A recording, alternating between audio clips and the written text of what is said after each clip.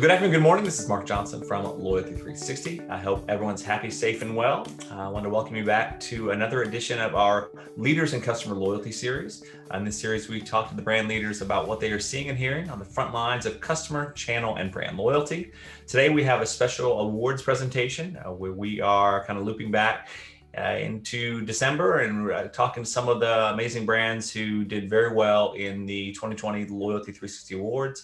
And today, we had the pleasure of speaking with Giaquinto, the Senior Director of Customer Loyalty at Hannaford Stores, and Julie Girard, the Manager of Loyalty Marketing. How are both of you? Doing great. Doing great. No complaints. Figuring out how to navigate the world we're living in right now. So far, so good. That's good. That's good. Well, thank you for taking the time to talk to us. As you know, recently, Hannaford won the Platinum Award in the Employee Engagement Impact category at the Loyalty 360 Awards last December. So it was great to see that award, a very detailed submission. And I think some of the things you guys are doing are very unique, and looking forward to the discussion. Shoot. First off, we always like to get a little insight about those people who are running the customer loyalty programs. So we'd love to know a little bit more about yourselves and your respective roles at Hannaford. And if you have kind of a fun fact about yourself, you're a Boston Red Sox fan, or something fun. I see John's in a gaming chair. I'm not sure if he's a gamer, but any kind of fun fact that you may have. We always like to have those as well. Go first, John. Sure. Well, I am in a gaming chair, and I'm not very apt at video games, but my kids are.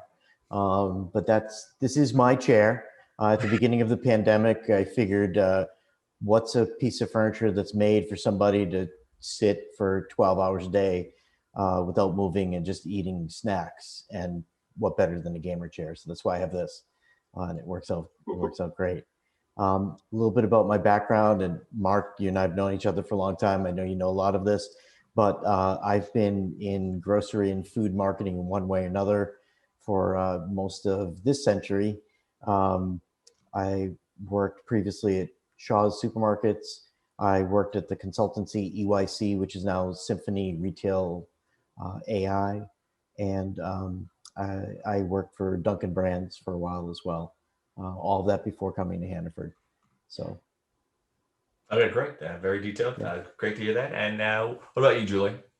Yeah, so I've been working at Hannaford about 4.5 years now, after a 22-year career with LL Bean in varying roles, including loyalty. So I'm really happy to be in this realm full time, because I really enjoy the loyalty data piece of marketing.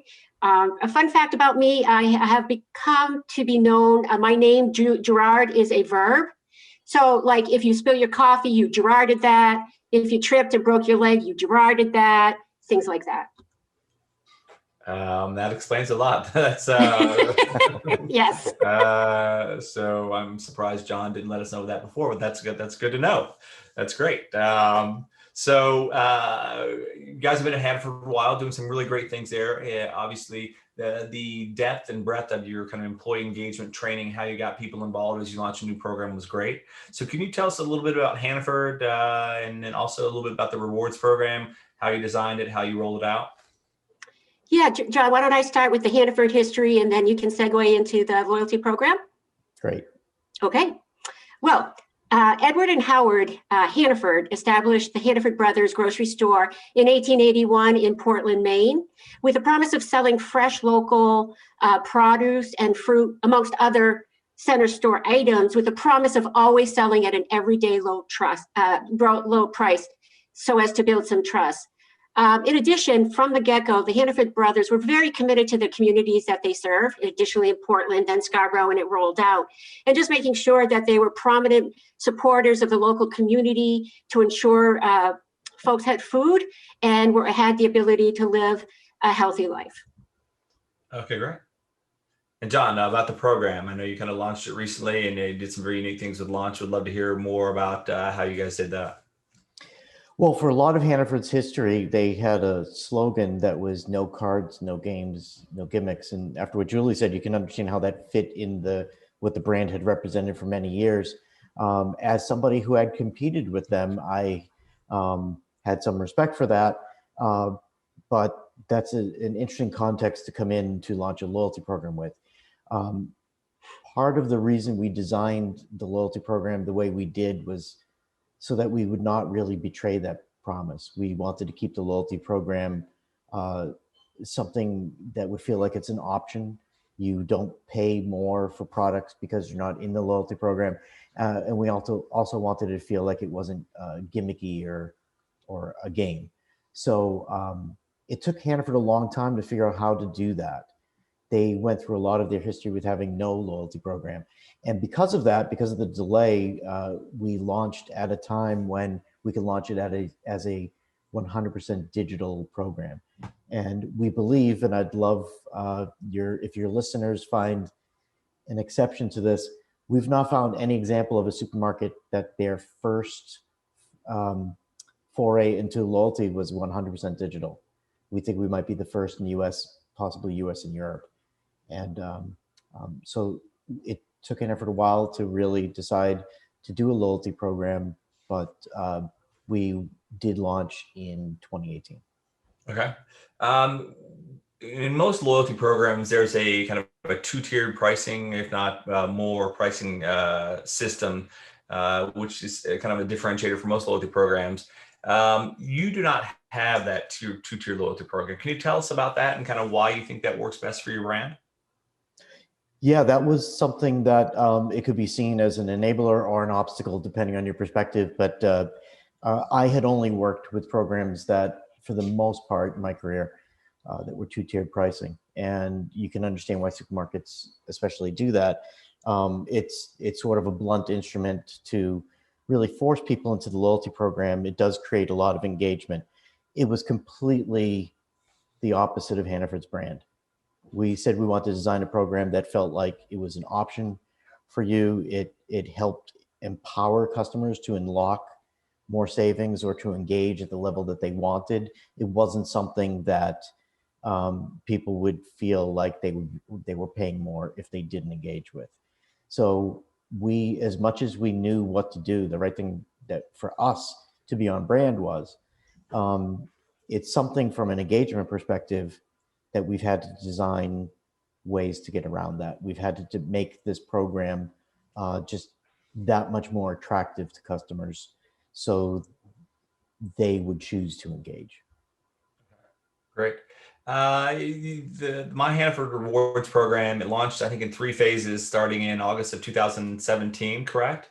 Correct. Yep. Can you talk a little bit about the launch and how important it was to get the associates up to speed and kind of the factors that were integral in the success of the program? And also maybe even touch about just kind of the geographic, or should I say the geodemographic challenge you had with where you launched, some of them being maybe an older demographic and going all digital, some of the challenges that you thought you may have seen, but you didn't see, but how you even train around those. I think Julie's probably going to want to talk a little bit about the associate program. She's very passionate about that portion of it, but I'd like to say that in my experience, most retailers, whether they realize it or not, and many do realize it, they have a lot of associates that are not necessarily customers. They're certainly not exclusively their primary customers. And with that knowledge, one of the first things is that your associates can be fantastic customers. They want to be treated as if you do know that they're associates, though. There should be something special. But there's a huge opportunity there for people who are in your stores and engaged at some level with your company.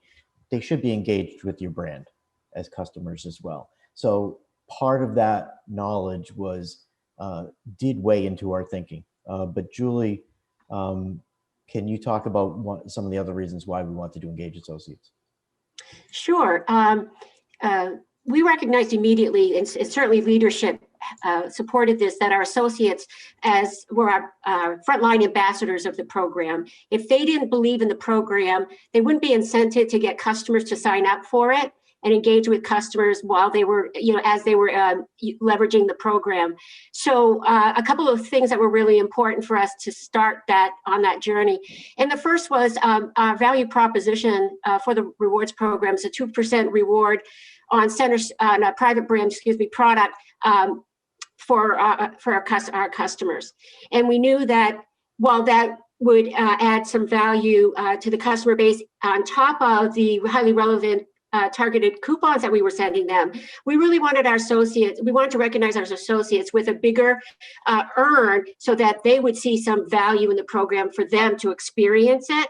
When we first launched, the 6% earn was just a test, if you will. We just wanted to see if it would achieve some of the key KPIs we were hoping to achieve from the associates being engaged, like how satisfied are they with purchasing Hannaford products, and how satisfied are they with getting the 6%, and are they shopping more at Hannaford for their lunch items instead of a competitor brand? So that was the genesis of it.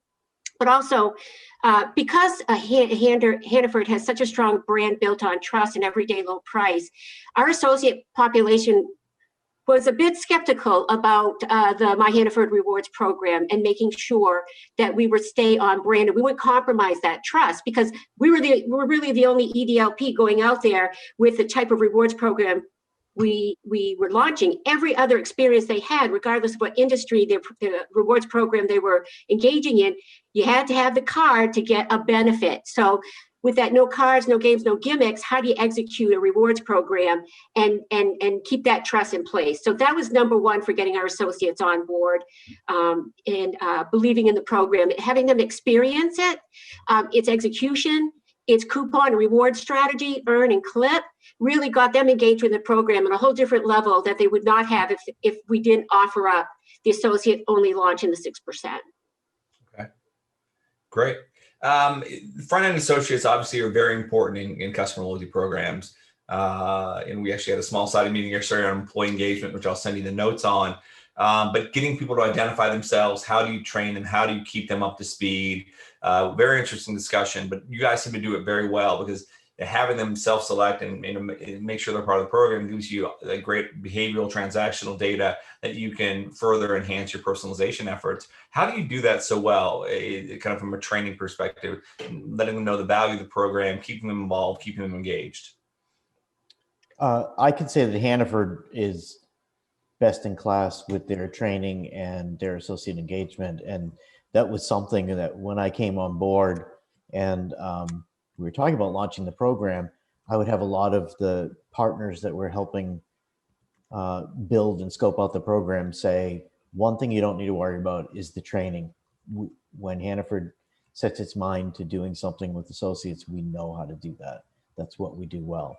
So there was great training to start off with. Training continues. The 6% does help. But we've also done short-term contests. We've communicated with retail when we see something in the data that might see some opportunities. We know that now more than half of the customers who come through the door on any given day probably have a MyHanford Rewards account. So if we're slipping below any certain thresholds, we know that maybe customers are being a little lax with putting in their phone number. It's still a struggle to keep everything top of mind, because in retail today, there's no shortage of different initiatives and different promotions and different scripts at retail, but we try to keep it top of mind and keep it in the training regimen. We've also evolved to meeting with the district leadership quarterly, just to talk about the program, any changes, an opportunity to voice their concerns and ask any questions. We share reporting with them in terms of how the associates are doing relative to the percent of transaction, identified transaction goal we need them to achieve. We have them share best practices. One associate that has a very high percent transaction obviously has some opportunities and insights that they could help an associate who might be struggling a little bit. So we highly encourage that as well. And the other piece of that is when we went out to do our launch training, and we still comment on this every time we meet with them, it's really absolutely critical they understand why it's important to get that information, that identification at the point of sale, not just for the customer, not just for that associate achieving their percent transaction goal, what it means to the company as well, and why it's important. Okay, great. Emotional loyalty is more and more important for customer loyalty, customer experience today more so than ever before. What does emotional loyalty mean to your brand, to Hannaford, and to your program? I would say our program, just being fully transparent, our program is a little bit transactional, but our program also isn't separate from the brand. Hannaford itself has incredible emotional attachment and a very emotional brand. Probably the most emotional brand that I've worked with. And remember, I worked on Dunkin' Donuts for a while. That's an important context. And I think the emotion in our program is just in the mere fact that it feels like an extension of Hannaford. I don't think we have a MyHanford Rewards brand. I think we have a Hannaford brand that has a MyHanford Rewards program. But again, saying that, I do have to admit that our program is a little bit transactional. We do try to create a little bit more of an emotional connection through personalization. We are hyper personalized. Our offers, we have the dial just pulled all the way to one side towards relevancy. We're not really trying to push just the objective of the day. We're really just trying to give people things that they are buying most often. But in addition to that, we've added more surprise and delight elements. We've recently tested something, an anniversary program around the office. We call it a Hannahversary, but on the 1-year anniversary of when you've signed up for the program, just kind of sending people a free bakery item offer, things like that. So we'll be testing more things like that and coming up with more little anniversaries or times to celebrate that have to do with the person and their relationship with Hannaford. That's great. Julie, anything to add to that? Yeah, actually I do, because one aspect of the engagement that we emphasize with our front line, and why it's important that they engage a customer and get the customer to identify and share the receipt, on the receipt, the earnings and the rewards, all of that is connected emotionally with the customer, yet in a transactional way. We do get feedback on our customer surveys, and customers would love us to just not have them clip a coupon and just have it in their carousel, when they go shopping, or not have to click the rewards that would then get redeemed automatically at the point of sale. If you eliminate that, you take 3 steps back in the emotional connection you're trying to make with your customer. By having them go in, look at the carousel, and make a decision on what coupons they want or don't want, they're engaging with us in a very important, meaningful way. Okay. Discussion around emotional loyalty. Obviously, you have a great emotional connection with the brand as kind of in general. It can be either a blessing or a curse, or potentially somewhere in between, right? So having a very emotionally connected, engaged constituency can make it more difficult to engage with them, or can set the bar higher, or it can be something that can be more forgiving. How do you view having that emotional kind of connection? The fact, just want to clarify the question. You're talking about that our customers have such a connection and a loyalty with Hannaford in general? Yeah, just in general, right? Because it could, to follow up to the previous question, because some people view having emotional loyalty customers as a great thing, but some people are like, yeah, it's great, but it also raises the bar, right? They're looking for higher service. You talk about some of the things that you do, right? It's kind of interesting how you view that. It's interesting because it's always better. It's always better to work for a brand that has an emotional connection and has loyal customers. From a loyalty perspective, especially at the campaign level, though, it does raise the bar for incrementality. And as much as we talk about what we want to provide to customers and understanding why we've launched this loyalty program, in today's environment in retail or business in general, you always need to be proving that you're an efficient spend. And in a brand that has high baseline connection, emotion, and loyalty, you're going to raise the bar for how much movement and what you need to do to create something incremental. Most of the ROI in loyalty programs comes from trips. It's not from just increased baskets. A trip, an incremental trip eclipses all of that. And if we've got some of the most loyal customers to our banner, it's harder to create incremental trips. Having said that, the reality of retail today is even your best customers are experiencing channel migration and are shopping more retailers than ever before. So incrementality is still possible, even at Hannaford, even with Hannaford's primary customers. Okay. But it does raise the bar. Good. All right, Julie, any thoughts? No, I think that covers it. Thank you. Okay. Next question. Always interesting to talk to brands about. Customers are changing. Obviously, a great deal of change during COVID. Shopping, obviously, advantageous to grocers. How do you feel your customers are changing, and how are you adapting to that change? Well, customers are getting much more digitally savvy, and I would say even more specifically using mobile technology. So we find that people are really engaging with our offers. They're skipping their email saying they've got offers, and they're going right to their app, and they're finding things in their mobile app. I think that we're really in our infancy for leveraging that to a full extent. And what do I mean by that is,